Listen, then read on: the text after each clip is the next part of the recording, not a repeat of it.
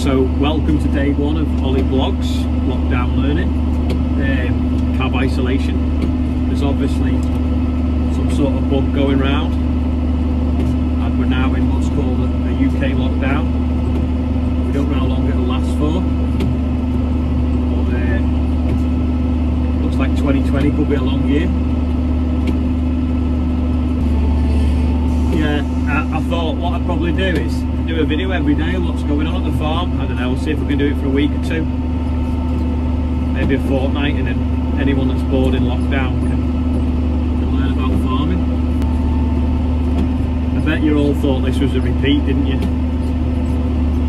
Can't really stop, can I? I've got a sprayer to pay for, and at the end of the day, I'm only doing my normal job. I'm just carrying my phone around, which is what everyone does. Hope you can see in the picture, but can you see that like line there where it goes light to green? That's where the pigeons have basically eaten it away from the road. So there's got the road over there and the road behind me. I'm just putting liquid on now. If you look, you can see it dribbling out the jets. Yeah, so in this far corner where everybody feels safe and out of the way, they've been properly grazing it. There's none here today. We've got a banger rope out, but yesterday we had a banger rope over there in them trees. And someone called the fire brigade to come and put it out. It's basically a rope burning slow, it just smoulders. But yeah, that's the kind of things that you're up against farming around here. It's Tuesday morning and Nick's got a new toy. Doesn't look as good as them two though, does it?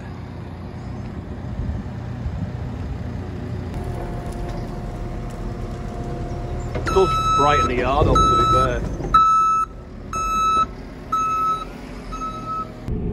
Right, the Merlo rear axle weighs 4.7 tonnes. Let's see what the rear axle of JCB weighs. JCB rear axle is nearly a tonne lighter on the back, 900 kilos, which is quite a lot really when you boom out. With a bucket on, it's about 8 tonne. See what the Merlo is with a bucket on. Right, that's a tonne lighter and it lifts 3.1 tonne to 7 metres. This is a tonne heavier and lifts 3.8 tonne to 10 metres. This has an extra 700 kilos on its back. No, 800 kilos I think it was, or 700 kilos more weight in the back end compared to that. And I think it's physically... Not bolted together in Italy. It's, the Merlot's obviously physically, I don't know, probably like 40 centimetres shorter.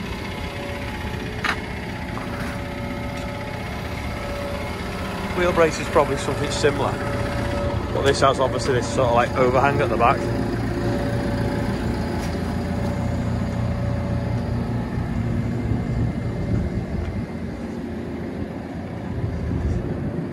There's just too much weight in all this, so you're lifting it for no reason every time. That's cast, and that's cast. New bucket, JCB bucket, probably made by Curry products. It's got gears as well. How backwards is that? A manual handbrake. How do I get the door handle? Oh, I've got to like reach around all this rubbish. I can't get out, steering wheel's in the way. Oh, I've got to reach back and do this. Not a fan. Well, the door doesn't even open all the way. I'll just boom out with a bucket full of grain, see if it tips up. Oh, no, it's stopped. It won't let me go any further. Unless that's right out. Is that right out? It won't let me let it down either. Oh, we've got a beep. Oh, we're locked out now. We can't do anything. Oh, it'll just about let me tip slow.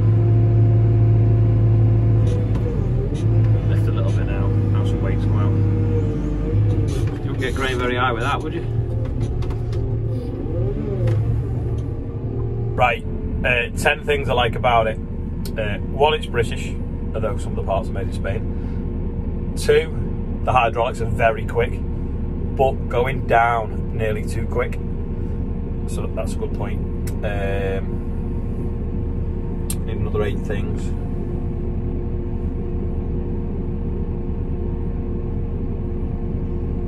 It's yellow.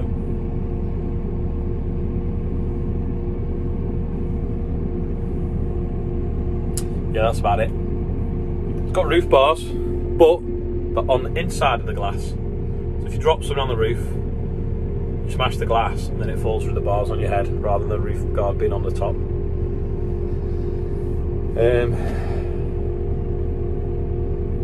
Yeah, JCB, I'm sure you can do better.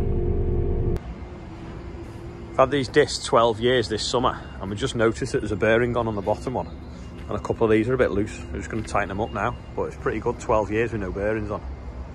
We took this hubcap off there, and it's a bit rubbishy, the grease now inside, so we'll fill it with grease and put it back together, and then I'll order some new bearings. The little ball bearings inside there.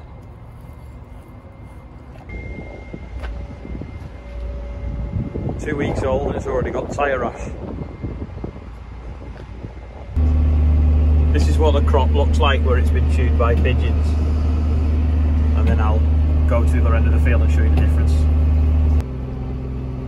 Yeah, this is it. You see it in flower there now, where it's obviously not been eaten by pigeons. It's a lot different, isn't it?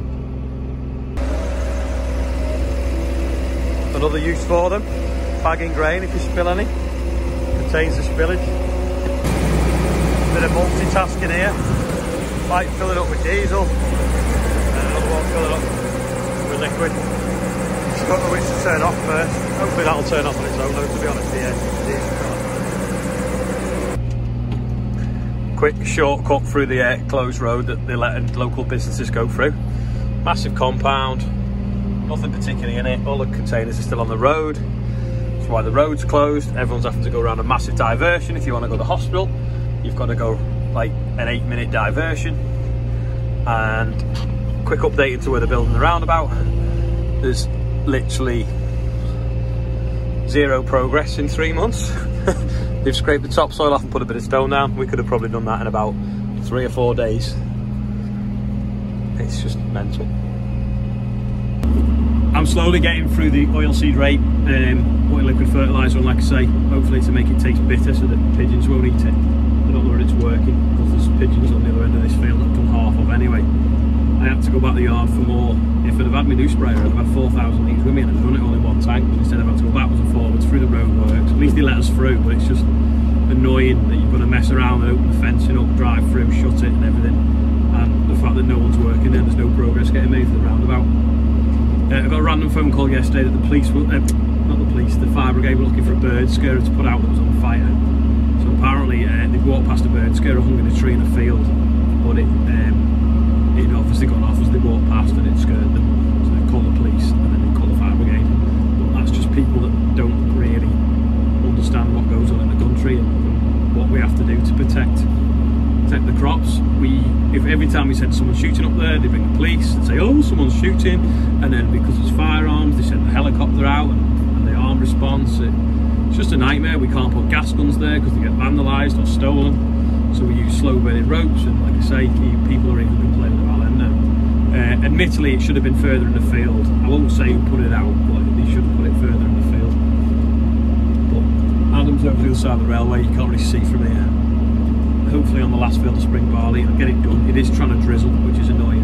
Tomorrow we're supposed to have 9 or 10 hours of sunshine, so that's good. We can then hopefully get drilling some beans as well, because we want to get them in, because this is quite slow growing and they end up late harvesting, so the sooner we get them in the ground the better.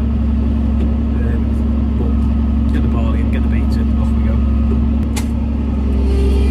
I've also spent a bit of time this morning chasing up people that owe me money, because it's coming up to our financial year end and I don't want anything outstanding, because when it goes across 2 financial years it's awkward for the accounting, and then more importantly because I've had to do the finance agreement for the combine, with that and them trailers I've got like well over £60,000 worth of VAT that I've got to pay to then claim back at the end of the month. So it's a hell of a dent in your cash flow when you're buying seed, fertilizer, sprays, wages and everything like that.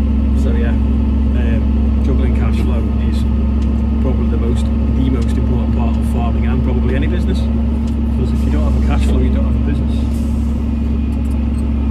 What do they say? Turnover over is vanity, profit is sanity. So yeah, you need profit in what you're doing, but you also need a decent cash flow to make everything fall into place and work as a business. Sorry, I'm just going around the telegraph pole and flip the camera out. Just negotiating around this telegraph pole. I'll just let the brake back just swing past it. There we go. We get paid a whole I think £3 or £7 a year to work around that pole. It's just totally not worth it. I think I've mentioned before that we try to sow in the same direction as them so that it works out at the end of the sprayer boom. Well, this field, they're in one corner and you just can't do that. So you have to either drive into the crop and fold and go round it, which we can while it's short, but when it gets tall you can't do that. It's just flatten too much, so we have to back up, fold the boom, pull forward, open the boom, and then off we go again. And then we end up with a strip that's missed. And then you get all the weed in that, and the weed then travels through the field. It's just, the pole's only that big, but it takes up, I don't know, 50, no, more than 50 times, 100 times more of its space in lost production. A quick quiz question for today while I'm spraying. Does anyone know what that is?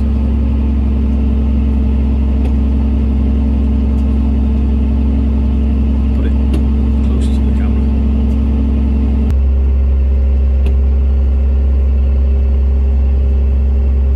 There you go. Hope that's focused. Yeah, if you think you know or you want to take a guess, leave a comment in the box below and I'll let you know tomorrow. If I zoom in, you can see Adam over there with the drill on the side of the railway.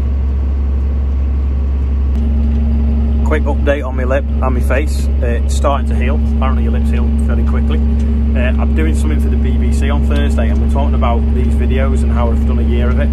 So I know I've asked this before, but I've kind of lost it in my inbox. But they would be interested. I don't know if they want to interview them, or they at least want to talk to some children that have been watching and learning. So if anyone is interested as well, leave a comment, or if you've got me on Facebook or Instagram or whatever like that, send me a direct message and then hopefully it won't get lost, because they're doing something on Thursday. I don't know when it's going to be on the telly, but they're filming on Thursday by the sounds of things. Just waiting for it to fill up there. Can't wait till I get my new one, because you can type in what you want it to do and it'll fill up to that level and turn itself off, or you can tell it to fill up the stock when it's full, and that means I will make a break.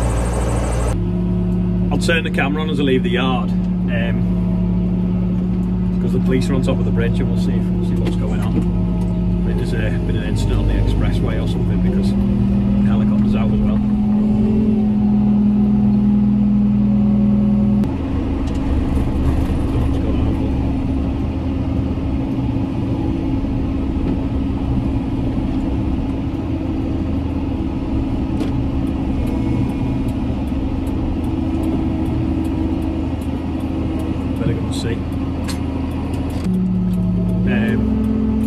Quick update, there was a car basically parked at the gateway. I saw it around dinner time and I thought it was fly tipping, so I looked at it to see if it was, but my mum was walking down the road at the same time. I thought, well, if it's fly tipping, by the time she gets there she'll be able to catch him. Anyway, it turns out it wasn't.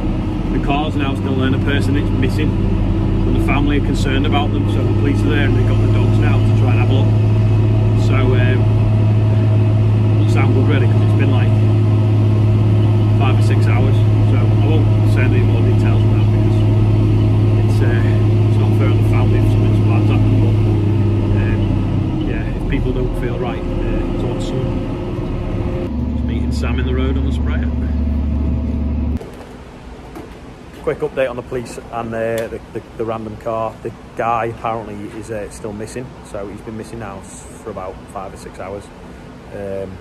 Hopefully he's just gone for a walk and will turn back up safe and well, but fingers crossed. There was no scent for the police dogs either, which is a bit of a shame. That's about all for today. I don't really know what to call them anymore. I don't want to just put descriptions of what happened that day and then ollyblogs or something, I don't know, or do a carry on with the day numbers or put the date on or whatever. I think for this one I've obviously put the date on just to see, but if anyone's got any suggestions, leave that in. Anyway, don't forget to have a go with the quiz, and thanks for still watching, and I'll see you tomorrow.